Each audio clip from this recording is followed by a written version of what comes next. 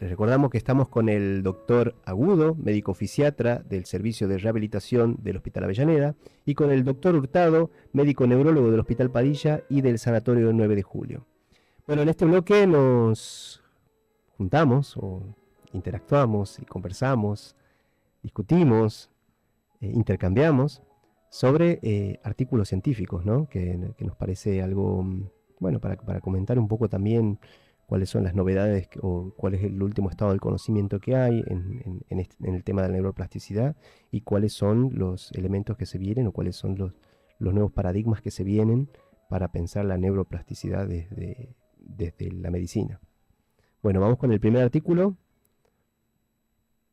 Bueno, ¿nos quieres comentar, Roberto?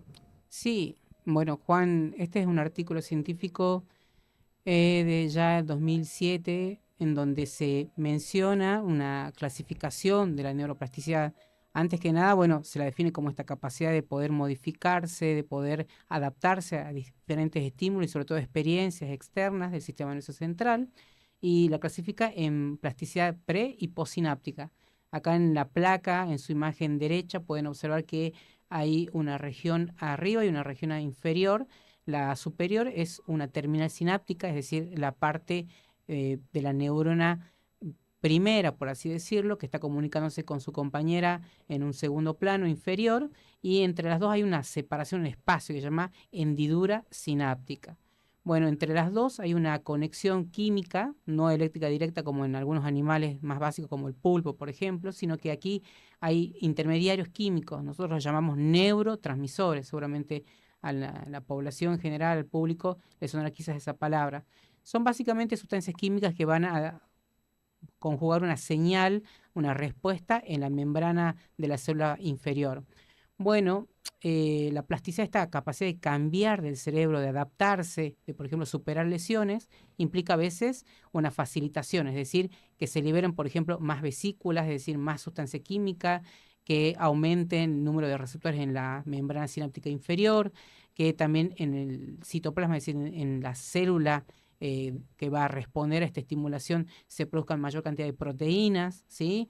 Entre las cuales, bueno, algunas de las más importantes son la proteína ARC, por ejemplo, que es una sustancia química que ahora se sabe interviene mucho con la modificación del citoesqueleto, es decir, la constitución misma de la célula posterior.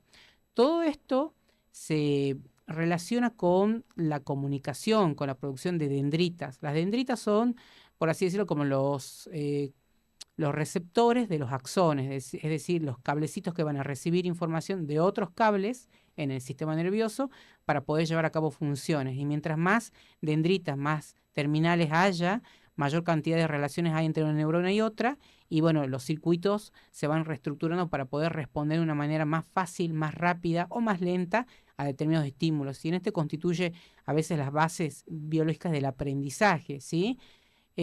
Bueno, todo esto tiene una utilidad de por qué el artículo me pareció interesante. ¿Por qué? Porque hay algunas aplicaciones farmacológicas para todo esto. Los receptores, por ejemplo, que creo que ya lo habíamos mencionado, involucrados en esta neuroplasticidad, tienen muchos tipos, pero el receptor de glutamato, NMDA, es uno de los que más se ha estudiado, tanto es así que se lo considera el principal interviniente en los procesos de aprendizaje. Y este Y es uno de los receptor, más abundantes, ¿no? sí, En el así sistema es. Y nervioso. está correlacionado con muchas enfermedades como por ejemplo la encefalitis autoinmune, ¿sí?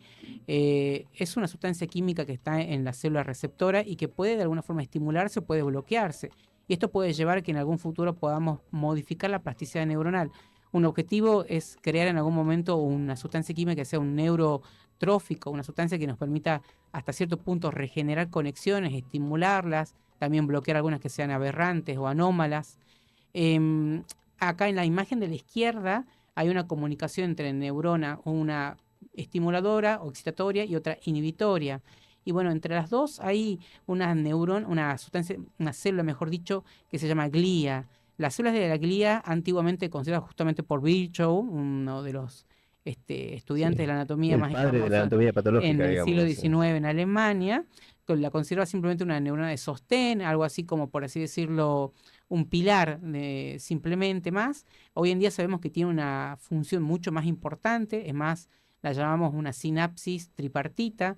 el astrocito dentro de todas las células de glia es una de las que más importancia tiene por su regulación de la barrera hematoencefálica y también porque es una de las células capaces de retirar neurotransmisores de la sinapsis, es decir, sacar estas sustancias químicas, entonces modificando su concentración, estimulando así conexiones nuevas e inhibiendo otras. Me parece importante porque justamente expone los avances que tenemos hasta el día de hoy en la neuroplasticidad y cómo aclarando, digamos, el número de sustancias químicas, sus características, podemos llegar a intervenir en algún momento farmacológicamente. Ujú. Nosotros en la actualidad conocemos sustancias que consideramos hasta cierto punto neurotróficas o que estimulan la neuroregeneración, la levodopa, algunos antidepresivos, entre otras. Son sustancias que, bueno, utilizamos también la mantadina para tratar pacientes que tienen, sobre todo, lesiones axonales difusas postraumáticas y otras más, y mejorar su recuperación. Pero bueno, son sustancias que están todavía en estudio. Claro, claro, sí, sí. Lo que me parecía muy, muy interesante del artículo Beto es que como que da un marco teórico de cuáles son los fenómenos moleculares que suceden, no solamente en la remodelación, porque habla de una remodelación de la sinapsis, o sea, cómo las sinapsis se van remodelando para poder tratar de recuperar una función y a veces cuando no se recupera esa función terminan siendo funciones anómalas y cómo también se estabilizan, ¿no? Cómo esas conexiones, porque esto también es algo muy importante, es como si fuera que venimos charlando desde hace rato que no hay una interrupción en las conexiones, sino lo que hay son nuevas conexiones que se van haciendo o buenas o se van haciendo aberrantes, digamos. Entonces, lo cual es muy importante y este artículo te lo agradezco por haberlo compartido porque al menos nos explica en términos moleculares cómo funciona la regeneración de las sinapsis y la neuroplasticidad.